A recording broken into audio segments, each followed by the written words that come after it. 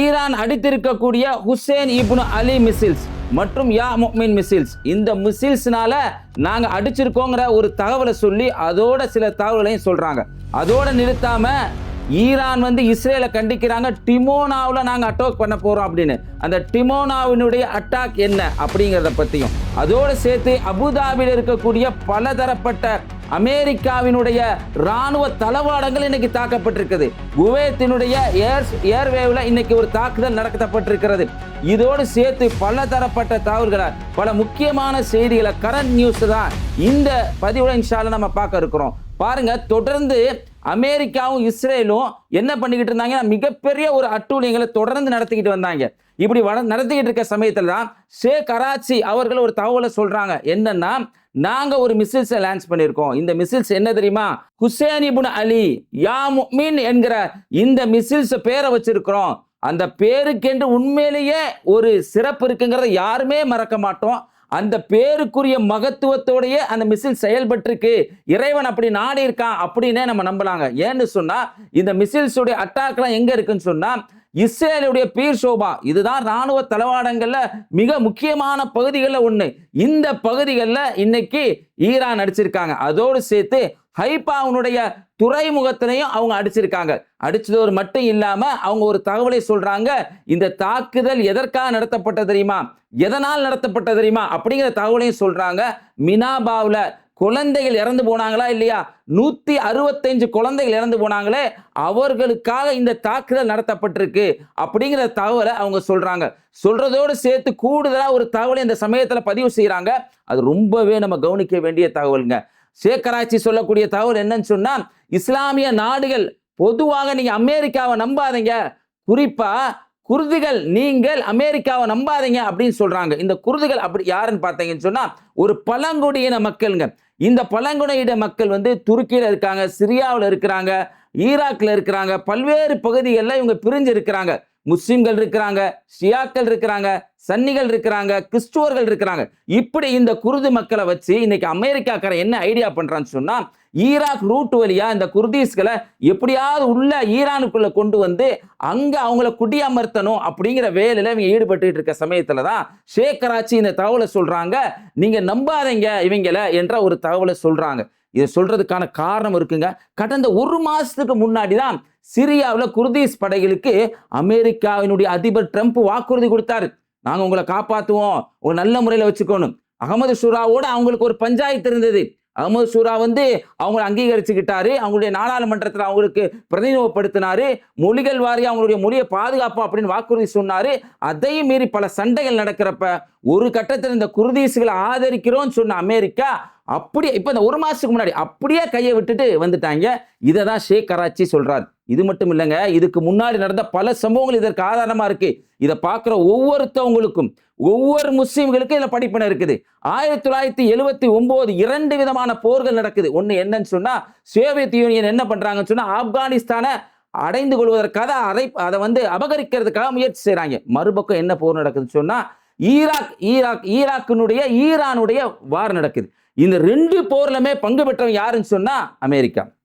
அந்த சமயத்துல ஈராக்குக்கு பொருளாதார உதவியை கொடுத்தது, அது மட்டும் இல்லாம வானூர்திகளை கொடுத்தது, எல்லா விதமான ஆயுதம் கொடுத்து ஈராக்குக்கு உதவி செஞ்சாங்க. அதே மாதிரியே ஆப்கானிஸ்தானை ரஷ்யா பிடிச்சிடக்கூடாதுன்னு சொல்லி என்ன பண்றாங்கன்னா, முஜாஹிதீன்களுக்கு அந்த சமயத்துல உதவி செய்யறாங்க. அந்த சமயத்துல ஒசாமா பின் லேடனும் ஆப்கானிஸ்தான் வர்றார். இந்த 2 போர்லயுமே இவங்க உதவி செய்யறாங்க. உதவி செஞ்சது மட்டும் இல்லைங்க, இதுல ஒரு கயமத்தனத்தை செய்யறாங்க. என்னன்னு சொன்னா, ஈரான்ல 79 புரட்சி வர்றப்ப 2-3 ஹாஸ்டேஜ், அமெரிக்காவுடைய ஹாஸ்டேஜை ஈரான் பிடிச்சி வச்சிருக்காங்க. இந்த சரப்பளம் என்ன பண்றான்னு சொன்னா, அப்போ அதிபரா இந்த ரொனால்டோ என்ன பண்றாருன்னு சொன்னா, அமெரிக்கா ஈராக்குக்கும் ஆயுதத்தை கொடுக்குறான், ஈரானுக்கும் ஆயுதத்தை கொடுக்குறான். யார் சண்டைன்னு சொல்றானோ அந்த ஈரானுக்கும் ஆயுதத்தை கொடுத்து அதுல வர்ற ரெவன்யூ எடுத்து வேற பகுதிகளில் சண்டைக்கு வர்ற இடத்துல அந்த காசை வருமானத்தை கொண்டு போய் போட்டான் அப்படிங்கிற செய்தி பூகம்பமா பிற்காலத்துல அமெரிக்கால ஒரு பெரிய ஒரு அரசியலா வெடிக்குது. அதனால பலர் தண்டனைக்கு உட்படுத்தப்படுறாங்க, பல பேர் மன்னிச்சு விடப்படுறாங்க. இததான் ஷேக் கராச்சி சொல்றாரு, இவங்களை நம்பவே நம்பாதீங்க அப்படின்னு குர்தீஸ்களுக்கு சொல்றாங்க. குர்தீஸ்கள் ஒரு மாசத்துக்கு முன்னாடி கூட அந்த பிரச்சனையை அனுபவிச்சாங்க. ட்ரம்ப் நம்புனாங்க, காலை வாரி விட்டான் ட்ரம்ப் அப்படிங்கிறது நிதர்சனமான உண்மை. வரலாறுகள் ரீதியாகவும் அதுதான் உண்மையா இருக்கு. இதை தான் இன்னைக்கு ஷேக் கராச்சி சொல்றாரு. இந்த மாதிரி செய்யக்கூடியவங்களா இருக்கிறாங்க பார்த்துக்கங்க அப்படிங்கிற ஒரு தகவலை சொல்லியிருக்காரு. உண்மையிலே மிகப்பெரிய ஒரு படிப்பனை நம்ம உட்பட இஸ்லாமிய நாடுகளுக்கு மிகப்பெரிய ஒரு படிப்பனை இருக்குது, குறிப்பா சவுதிக்காரனுக்கு இருக்கு அப்படிங்கிறத தெரிஞ்சுக்கணும். அதோடு சேர்த்து ஈரான் சொல்லிக்கூடிய இன்னொரு தகவல் தான் ரொம்ப அச்சுறுத்தலான ஒரு விஷயமா இருக்கு. டிமோனாவில் நாங்கள் தாக்கு நடத்துவோம். டிமோனானா என்ன நீங்க பார்க்கலாம்.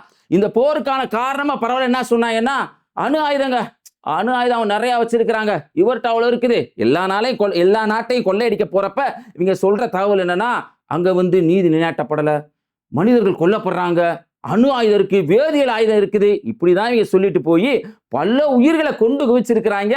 ஈராக் போர்ல இறந்து போனவங்கள 10 லட்சம் பேர். சரிங்களா?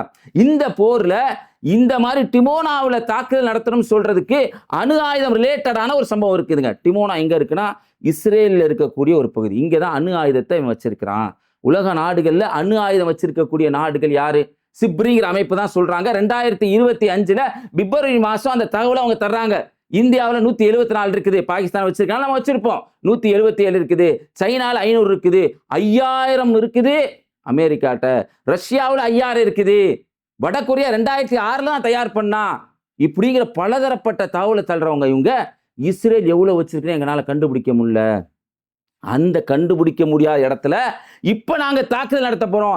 இஸ்பஹான்ல எப்படி இவங்க தாக்குதல் நடத்தினாங்களோ, ஃபோர்டேல எப்படி தாக்குதல் நடத்தினாங்களோ அது மாதிரியான ஒரு தாக்குதல் நாங்க நடத்த போறோம் அப்படிங்கிற தகவலை தான் இன்னைக்கு ஈரானுடைய அந்த பாதுகாப்புத்துறை அமைச்சராக இருக்கக்கூடிய அலி லாஜினி இந்த தகவலை சொல்லியிருக்கிறாங்க. அதோடு நிறுத்தாம அவங்க அங்க என்னென்ன பாதிப்புகள் இருக்கு, எப்படி நாங்க அந்த கையாள போறோம் அப்படிங்கிற தகவலையும் சொல்றாங்க.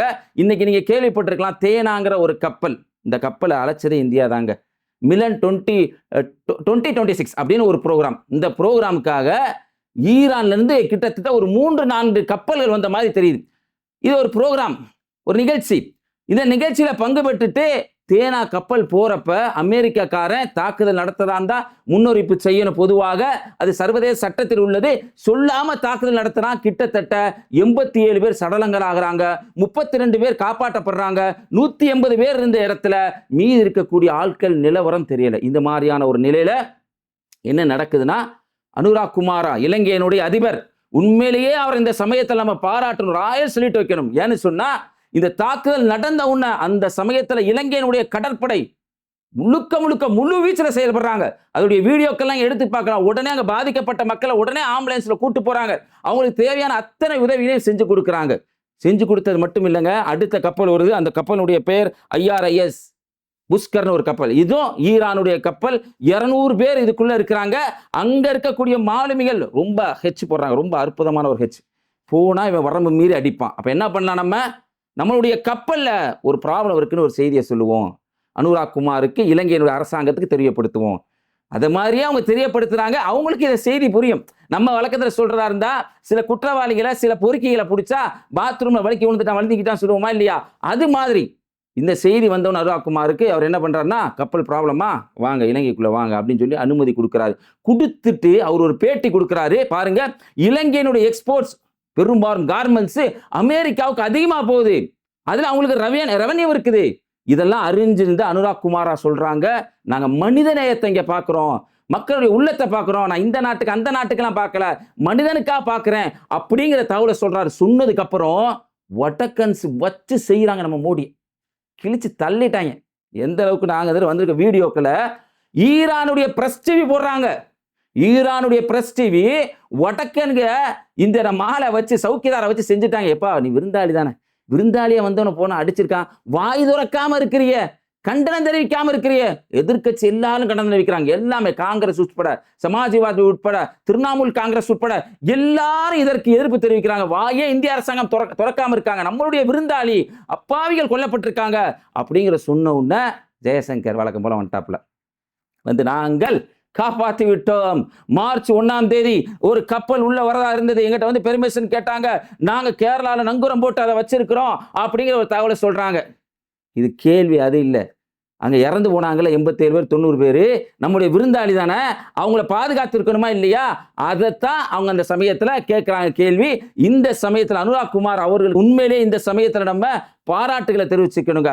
அது மட்டும் இல்லைங்க, நம்ம தமிழகத்தினுடைய முதல்வர் அவருடைய பாஷையில் சொல்கிறாங்க. சமீபத்தில் அவர் செஞ்ச ஒரு விஷயம் ரொம்ப இப்படி ட்ரெண்டிங் ஆகிட்டு இருக்கு. அதே பாஷையில் நம்ம சொல்கிறதா இருந்தால் அவர் ஒரு அறிவிப்பை செஞ்சிருக்கிறார். என்னன்னு சொன்னால், மிகப்பெரிய அளவுக்கு இந்த தாக்குதல் நடத்தப்பட்டு கண்டனம் தெரிவிக்காமல் இருக்கிறாங்க. உண்மையிலேயே எனக்கு ரொம்ப வருத்தமாக இருக்குது அப்படிங்கிறத மு.க. ஸ்டாலின் அவர்கள் தெரிவிச்சிருக்கிறாங்க. உண்மையிலேயே நம்ம திமுகவுக்கு ஓட்டு போட்டதுக்கெல்லாம் ஒரு சந்தோஷம் வரும்ல. இது மாதிரியா அவங்க பேசுறது தான் நம்மளுக்கு ஒரு மிகப்பெரிய ஒரு சந்தோஷமா இருக்கு. அதுக்கிடையில ஈரான் இன்னைக்கு செஞ்சிருக்கிறது தான். அவங்க பார்த்தீங்கன்னு சொன்னா, அவங்களுடைய தரப்புல இந்த கெமிகோஸ் அப்படின்னு சொல்ற ஒரு ட்ரோன், இது கப்பல் படையிலிருந்து உருவாக்கி இருக்கிறாங்க. இது எதுக்கானா, எங்களுடைய தேனாவுடைய கப்பலை அடிச்சீங்கல்ல, அதுக்கு பதிலாக நாங்கள் இதை உருவாக்கி இருக்கோம். கண்டிப்பா நீங்க இதற்கு விலை கொடுத்தே ஆகணும்னு சொல்லி இந்த கெமிகோஸ் மூலமா பல இடங்களை அட்டாக் பண்ணியிருக்கிறாங்க. குறிப்பா இவங்க வச்சுட்டு சீன் போடுற இந்த ஆப்ரஹாம் லிங்கன் அப்படின்னு சொல்ற ஒரு கப்பல், கிட்டத்தட்ட பல லட்சம் கோடி ரூபாய் மதிப்புள்ள கப்பல். ஏற்கனவே நம்ம சொல்லியிருந்தோம், வளைகுடா இருந்து அடிச்சவன துபாய்க்கு ஓடனா, துபாயிலிருந்து இப்ப அடிச்சவன ஓமனுக்கு ஓடி இருக்கான். ஓமன்ல இருந்து அந்த கப்பலை துரத்திக்கிட்டு இருக்கோம். கெமிகோஸ்ங்கிற இந்த ட்ரோனை வச்சு, மிசில்ஸை வச்சு நாங்க துரத்திக்கிட்டு இருக்கோம் அப்படிங்கிற தகவலையும் ஈரான் தந்திருக்கிறாங்க. ரொம்ப பார்க்கறதுக்கே ரொம்ப உண்மையிலேயே சந்தோஷப்பட வேண்டியதா இருக்குது. ஏன்னு சொன்னா, இந்த மாதிரி ஒவ்வொரு நாட்டையும் போய் திருடி ஆட்டையை போட்டு அந்த நாட்டில் கொள்ளையடிக்கணும்னு நினைக்கிறவனுக்கு இது ஒரு பாடமா இருக்கணுங்க. இதுக்கெல்லாம் சவுதியில ஒரு அடி விழுந்திருக்கு. சவுதியில அல் கராஜில் அப்படின்னு சொல்ற ஒரு பகுதி, இது ராணுவ தளவாடம் தான். இந்த ராணுவ தளவாடத்துல மிகப்பெரிய அளவுக்கு ஒரு தாக்குதல் நடத்தது. எப்படின்னு சொன்னா, இந்த தாக்குதலை பார்க்கறப்ப இது ஃபத்தா அப்படின்னு நம்மளுக்கு தெரியுது. ஏன்னா ஃபத்தாவை பத்தி அவங்க சொல்லும்போது ஐஆர்ஜிசி என்ன சொல்றாங்கன்னா, இது ஒரு ஹைப்பர் சோனிக் மாதிரி இருக்கும். இந்த ஹைப்பர் சோனிக் எப்படி போகும்னா, நேரா போய்கிட்டே இருக்கும். பக்கத்தில் அதை அட்டாக் பண்ணுறதுக்கு யாராவது வந்தால் அதுலேருந்து பிரிஞ்சு மாறி போயிடும் அப்படின்னு சொல்கிறாங்க. இந்த அல் ஹராஜ் அப்படின்னு சவுதி பகுதியில் நடந்த இந்த தாக்குதல் ஃபத்தாவா இருக்கலான்னு பல பேர் பேசிக்கிறாங்க. ஏன்னா அந்த வீடியோ பார்த்தீங்கன்னா தெரியும், அப்படியே மேலேருந்து இப்படியே வந்துகிட்டே இருக்கு. அப்படியே தூரமாக இருக்க மாதிரி தான் அவங்களுக்கு தெரியுது. டக்குன்னு அது பிரிஞ்சு உடனே ஒரு தாக்குதல் நடத்துது. இந்த வீடியோவும் இன்னைக்கு வந்திருக்கு. வந்த உடனே சவுதி வழக்கம் போல பாகிஸ்தானை ஃபோன் பண்ணி ஒரு பேச்சு. ஏன்னா பாகிஸ்தானுக்கும் இவங்களுக்கும் ஒரு ஒப்பந்தம் இருக்கு. என்னன்னா, அதாவது என்னை தாக்க வந்தால் நீ காப்பாற்ற வேண்டும், உன்னை தாக்க வந்தால் நான் காப்பாற்றுவேன். ஒன்றும் மயிர் பிடுங்க மாட்டாங்க. இது எல்லாமே வேஸ்ட். நீ பிடுங்கன்னா வேலைக்கு அதுதான் உண்மை. எதையும் செய்ய மாட்டேன். நேட்டோ நாடுன்னு இருக்குது, இதெல்லாம் நடக்குதா? ஐசிஜியுடைய குற்றவாளி, போர் குற்றவாளி நெத்தன்யாகு, யோவ் கெலாட்டு இவங்களாம் இருக்கிறாங்கல்ல, இதெல்லாம் கைது செய்யப்பட்டிருக்காங்களா? அதெல்லாம் எதுவுமே நடக்காது. சவுதிக்காரனுக்கு வேற வழி இல்லாம அங்க ஓடிய போய் பாகிஸ்தான போய் நீங்க காப்பாத்துவீங்களான்னு பேசிக்கிட்டு இருக்காங்க. அந்த காரியம் ஒன்றும் பலிக்காது அப்படிங்கிறதையும் கூடுதல் தகவலா தெரிஞ்சுக்கணும். இது மட்டும் இல்லைங்க, கூடுதல் என்னன்னு பார்த்தீங்கன்னா, இந்த சமயத்துல ஜோர்டானுடைய மன்னர் அப்துல்லா இருக்கிறார்ல, அப்பாடி அப்பா, அவர் இருக்காரு. அவர் மாதிரி ஒரு ஆளை தேர்ந்தெடுக்க முடியாது. கஸ்ஸா மக்கள் பாதிக்கப்படுறப்ப ஈரானுடைய ட்ரோன் போனப்ப அதை குறுக்கால மறிச்சு அடிச்ச மிகப்பெரிய ஒரு புண்ணியவான். அந்த புண்ணியவானுடைய இடத்துல அமெரிக்காவுக்கு தளங்களை கொடுத்து வச்சிருக்கிறாங்க. அந்த தளங்கள்ல இப்ப தாக்குதல் நடத்தப்பட்ட ஒரு செய்தி வந்திருக்குது. ANTPY-2 radar. இந்த ரேடாரை ஈரான் அடிச்சிருக்கிறாங்க. இன்னைக்கு பாத்தீங்கன்னா பரவலா செய்திகள் பரப்புறப்ப எப்படின்னா, அமெரிக்கா அடிக்குது அப்படிங்கிற ஒரு செய்தியை பரப்புறாங்க. உண்மையில சரியான தகவலா? ஒரு தெருப்பொறுக்கி இருக்காங்க, அது தெருக்குள்ள போறப்ப என்ன பண்றான்னு சொன்னா, தெருல இருக்க மக்கள்லாம் அடிச்சு கொதறான், சின்ன பிள்ளைகள்லாம் பார்த்து அடிக்கிறான், பொருட்கள்லாம் திருடுறான். அவனை பார்த்து அவன் சூப்பரா அடிக்கிறான், சூப்பரா பரப்புறான் அப்படின்னு நம்ம யாராவது சொல்லுவோமா? நிச்சயமா சொல்ல மாட்டோம். அது மாதிரிதாங்க நம்மளும் இந்த அநியாயக்காரன் அடிச்ச எந்த விஷயத்தையும் நம்ம பேச மாட்டோம். ஆனா இந்த அநியாயக்காரன் மக்களுக்கு பாதிப்பு உண்டாக்கணும்னா அதை நம்ம பேசணும். அதனால மக்களுக்கு ஒரு அமைதி கிடைக்கும். அதுல இந்த போர் நிறுத்தங்கள் மூலியமா அந்த மக்கள் நிம்மதியான ஒரு வாழ்வை தேர்ந்தெடுக்க முடியும் அப்படிங்கிறதையும் கூடுதலாக விளங்கிக்கணும். அதோடு சேர்த்து இன்னைக்கு ஒரு முக்கியமான செய்தி பரவலா நியூஸ் சேனல்ல வந்துகிட்டு இருக்குது. மசூத் பெசக்சியான் மன்னிப்பு கேட்டு விட்டார், சரணடைந்து விட்டார். அதாவது சரணடைஞ்சிட்டார், மன்னிச்சுக்கங்க, எங்களை விட்டுருங்க. டே, அவங்க அகராதியில இல்லடா, அது இது அடி வாங்குறதுக்கு முன்னாடி சொல்லிட்டு போயிருப்பாங்க. அப்படி இருந்தா அப்படி சொல்லலை. அவர் என்ன சொல்றாருன்னு சொன்னா, அதாவது எங்களுடைய பக்கத்தில் இருக்கக்கூடிய அரபு நாடுகள், இந்த அரபு நாடுகள் மீது உங்க மேல ஒரு தாக்குதல் ஏற்பட்டிருக்கு, உங்களுக்கு அதனால ஒரு வலியும் கஷ்டமும் வந்திருக்கு, உண்மையை நாங்கள் உணர்றோம். அதுக்காக நாங்கள் ஒரு வருத்தம் தெரிவிச்சுக்கிறோம், மன்னிப்பு கேட்டுக்கிறோம். ஆனா நாங்க ஏன் தாக்குறோங்கிறத நீங்க புரிஞ்சுக்கணும். அமெரிக்காவினுடைய தளவாடங்கள் அங்க இருக்கு. அந்த தளவாடங்கள் மூலியமா எங்களுடைய நாட்டுக்கு பாதிப்புன்னு சொன்னா நாங்க தாக்க தானே செய்வோம் அப்படிங்கிறத மசூத் பெசக்சியான் சொல்லியிருக்கிறாரு. இதை சொன்ன உடனே இதை மாத்தி அன்னைக்கு இந்த புழுகு மூட்டை இருக்கிறானே, இவனை மாதிரி ஒரு புழுகு மூட்டை உலகத்தை தேர்ந்தெடுக்க முடியாது, அப்படி புழுகிட்டு இருக்கிறான். நேத்து என்ன தெரியுங்க பண்ணா, நடு சேர போட்டு உட்கார வச்சு எல்லாத்தையும் கூட்டி கையெல்லாம் வச்சு ஜெபம் பண்றோம். பவர் வருது, ஜட்டி வருது, சக்தி வருது அப்படிங்கிற மாதிரி. என்ன மாதிரியான ஆள்னு பாருங்க. 165 குழந்தைகளை கொண்டு இருக்கிறீங்க, இதுக்கப்புறம் பவர் கேட்கறீங்களா அப்படின்னு சொல்லி கிறிஸ்துவ மக்களை இன்னைக்கு காரி துப்பிக்கிட்டு இருக்காங்க. மசூத் பசசியான் மன்னிப்பு கேட்டது இந்த மாதிரியான ஒரு துணியில தான் அப்படிங்கிறதையும் மக்கள் தெரிஞ்சுக்கணும். இதுக்கிடையில பக்காயி பேசியிருக்கக்கூடிய செய்தி தாங்க மக்கள் மத்தியில இன்னும் பிரபலமா பேசப்படுது. யாரெல்லாம் மனிதநேயத்தை விரும்புறாங்களோ அவங்கெல்லாம் நிச்சயமா அந்த செய்தியை பேசுவாங்க. பக்காயி அவங்க ஒரு தரவை, ஒரு டேட்டாவை மேற்கோள் காட்டி அவங்க பேசுறாங்க. சிஎஸ்ஐசி அப்படின்னு சொல்ற ஒரு அமைப்பு இந்த போர்க்களங்கள்ல எவ்வளவு செலவாகும் அப்படிங்கிற தரவுல தரக்கூடிய அமைப்பு. இந்த அமைப்பு சொல்றாங்க, இந்த இஸ்ரேலும் அமெரிக்கக்காரனும் குண்டு போட்ட 100 நாள்ல, அதாவது 100 மணி நேரத்துல மட்டும் செலவான தொகை எவ்வளவுன்னு பாத்தீங்கன்னா 4 பில்லியன் USD. இது வரைக்கும் அவங்க சொல்றாங்க, இது வரைக்கும் செலவாகிறது 895 பில்லியன் USD அளவுக்கு அவங்க காசு செலவு பண்ணிட்டாங்க அப்படிங்கிற தகவலை அவங்க தர்றாங்க. இதுல இன்னொரு விஷயம் நம்ம கவனிக்கணும்.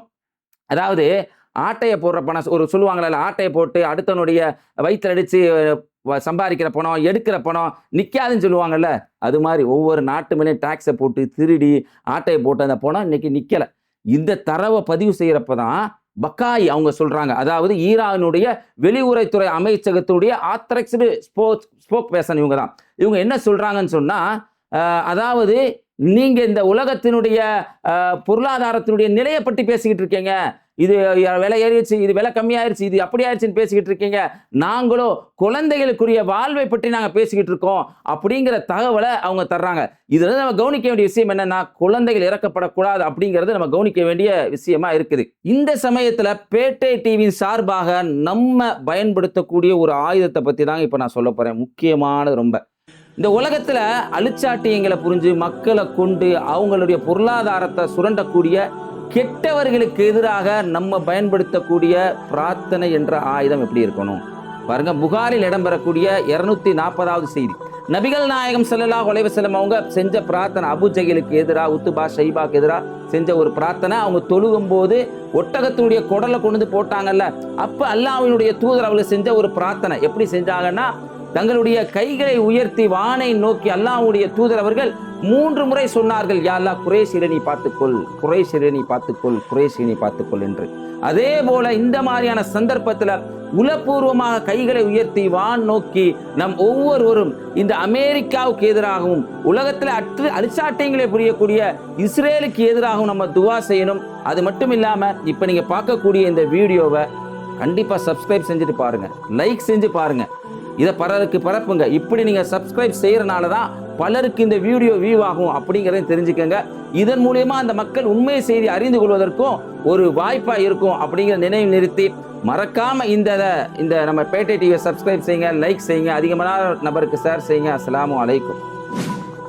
இனிமையான இல்லறத்திற்கு இதோ வந்துவிட்டது ஒரு அற்புதமான தீர்வு. நீண்ட நேர இல்லற பிரச்சனை, குழந்தையின்மையின் காரணமாக ஏற்படக்கூடிய மன அழுத்தம், இதற்கெல்லாம் ஒரு இயற்கையான தீர்வு தேடுறீங்களா? அஸ்வகந்தா, சஃபேத் முஸ்லி, சிலாஜித் போன்ற 26க்கும் மேற்பட்ட இயற்கையான மூலிகைகளை கொண்டு தயாரிக்கப்பட்ட தரமான நம்பகமான ப்ராடக்ட்ஸ்.